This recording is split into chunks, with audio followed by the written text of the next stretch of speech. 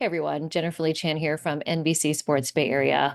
First of all, a huge thank you for all of you that commented on my last video about my origin story and how I got to be where I am today, being one of the beat writers for the 49ers. So appreciate you all watching and commenting and sharing your stories about how you became 49ers fans, because really that's who I tell the stories for. It's for you guys. And it's, trying to find what the stories are and be able to share them with you. And I'm so happy that you guys appreciated it. So thank you so much for watching and for your kind words. I love hearing about the community that is occurring in Levi Stadium, similar to what it was like at Candlestick, because that was kind of one of the most special parts about being at the Stick for me. So being in the press box. We have our own little beat writers community, but I don't get to see what happens in the stands anymore. So thank you so much for sharing it. So it is Tuesday afternoon. Matt Maiocco and I just recorded a podcast. So we have a long form out there wherever you find your podcast, 49ers Talk. And you can also watch that on YouTube once it gets put up as well. So on this Tuesday, 49ers did just email out an announcement, and they have released linebacker Demetrius Flannigan-Fowles. So we did find out that this was just a technical thing that they have to do because he ended the season on injured reserve. They have to injured reserve. They have to release him. He was scheduled for unrestricted free agency anyways, but kind of a bookkeeping clerical thing. They did have to release him. So they could again look out to re-sign him to the team. He's kind of a guy that's been around for a long time. Saw the locker room guy. Everybody there likes him. He's a guy that has knows the system, is a great special teamer. A couple other moves. All of their exclusive rights free agents, they did sign them. So that is Evan Anderson, who was a rookie who actually did get quite a bit of playing time with all the injuries that happened on the defensive line. Alex Barrett is kind of a journeyman who's been around for quite some time. He has been signed again. He was originally signed with the Detroit Lions as an undrafted free agent back in 2017 and then later released. And he's been with the Niners for quite some time. Since 2020, 2024 with the 49ers. So he will be back. Jalen Graham, he's back as well. He was originally drafted by the 49ers in the seventh round of 2023, was released, and then eventually brought back. I think this is the one that Nick Bosa is probably going to be most excited about. It's Sam Okwanu.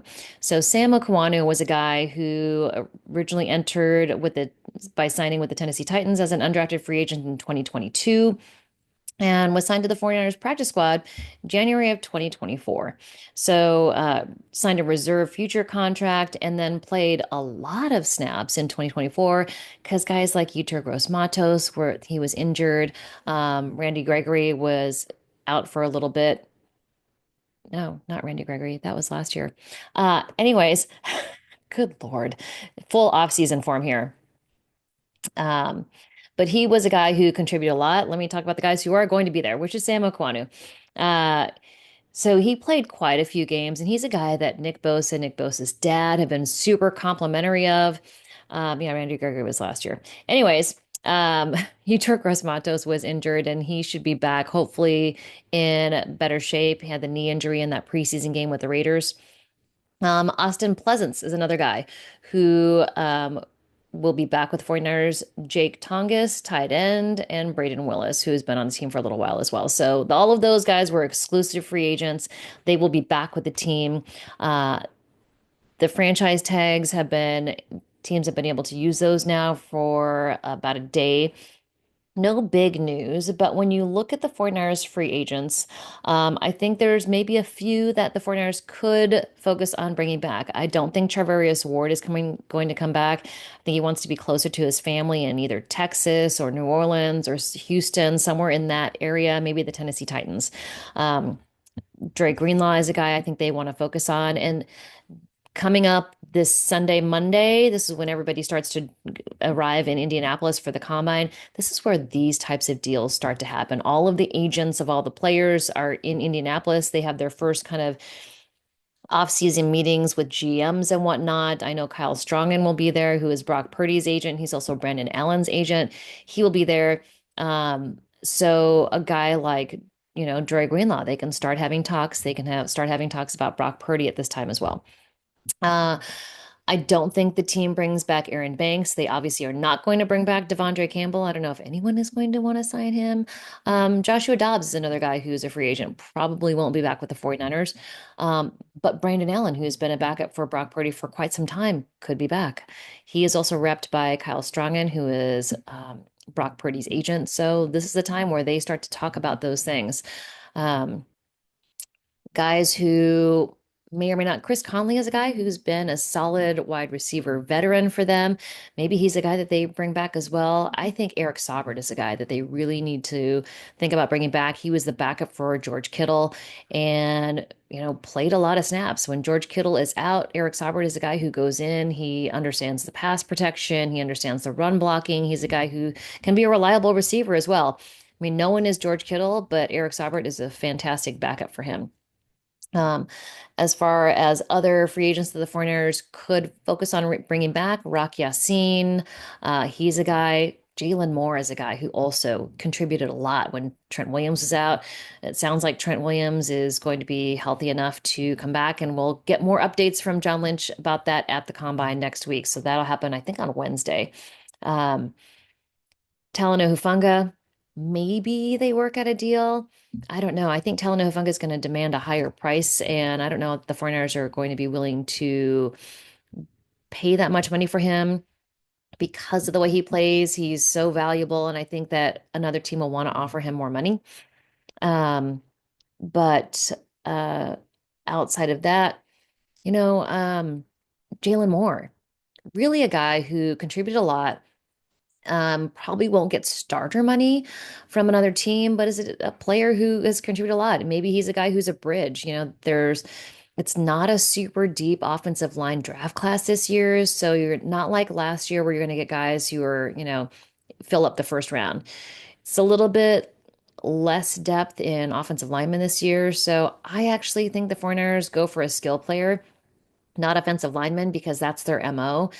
And I think they try to find guys like Ben Barch and Jalen Moore that they re-sign so they can have depth at that offensive line and then maybe draft some guys later on. I mean, they did a great job finding Dominic Pooney in the later rounds last year, and he contributed immediately. But the 49ers generally don't go offensive line. They haven't done that in the first round since Mike McGlinchey. I don't expect them to do that again this year, but there's some guys that they could target.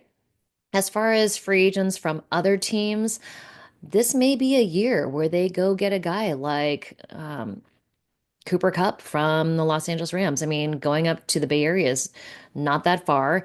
He could be an Emmanuel Sanders type of guy where they don't have to pay him a ton of money. He hasn't played a full 17 games in a while, but he's a guy that could easily come in, make a seamless transition. He's played in a similar offense. Maybe he's a guy that they need because it sounds like Deebo Samuel is not going to be with the 49ers in the future. So they've got to get a veteran guy. Yes, they could and probably will draft a wide receiver, but is what they have what they're going to end up with? No, they're going to have to add. And I think they're going to have to add a wide receiver veteran. Maybe that is Cooper Kupp. Maybe it's Chris Conley, but I think there's something to be said for the Emmanuel Sanders effect that happened back in 2019. He came in middle of the season and really helped the wide receiver group step up. So, I mean, when Emmanuel Sanders came into the room, you saw a definite shift in how productive the wide receivers were. So, not that they're looking for that shift now, but let's not forget, Brandon Ayuk may not be ready for week one if Deebo Samuel is not there. Your veterans in the wide receiver room, Juwan Jennings, who is fantastic, but you also have, guys like Ricky Pearsall who didn't play a full season. Jacob Cowing is going to be your return guy. Are these guys the ones that are going to be able to hold it down? Are they going to be strong enough to be the veteran, reliable guys? Yes, George Kittle is there to be a receiver, but he's also needed in pass protection. And if you have a less experienced offensive line, George Kittle's going to be needed to be helping out blocking more than he is a receiver. I'm sure he'll get both. But when you look at receiving targets for Brock Purdy, yes, Christian McCaffrey will be healthy, but you got to add to that wide receivers room. And if Deebo Samuel's gone, Brandon Ayuk isn't ready, there is a chance that they are going to need to rely on a veteran presence. And that could be a guy, if they can get someone like a Cooper Kupp at a less expensive rate, it's a possibility. So, there's a lot of things that are going to happen in between now and the draft, but we're obviously going to focus on all of the prospects that are going to be in Indianapolis. And I think that they do go as field player. It's just kind of the 49ers MO. And, you look at wide receivers, is a guy like Keenan Allen, a guy who can take less money and be a wide receiver vet. There's also Brandon Cooks. Could one of those guys come in for a 1-year deal until Brandon Ayuk is back up to speed? And, you know, knowing that they're going to be a bridge player, but, on a team that is a contender. So we'll see what happens in the next couple weeks, but definitely going to get a lot of information from John Lynch. It's the first time we'll be able to talk to anyone from the 49ers since locker cleanout day or shortly after that end of season press conference. So I'm excited to talk to John Lynch and kind of get a feel for what's going on around the league because everybody who's anybody in the front offices will converge on Indianapolis come Sunday and Monday, and it will be combine in full effect. We'll have draft prospects. Matt and I are going to get guys like Field Yates on the podcast. I know I've talked to a couple other people. Chris Sims is going to come on the podcast. I spoke to him while at the Super Bowl in New Orleans. So, maybe we'll have more prospects like that. I know we'll get little clips of guys, I'm sure, from their interviews at the podium. So we'll see what happens. All right, stick with me. Please subscribe. Please like and comment. If there's a team that you've been watching during college football and there's a player that you like, definitely leave it in the comments. I want to do a little research. 300 and something prospects are going to converge on Indianapolis. And as much as I would like to have the full deets on all of them, it's going to be unlikely. So if there's someone that stands out to you, let me know and I'll keep an eye out. All right. Hope you all are well. Happy Tuesday, and we will talk soon. All right. Bye.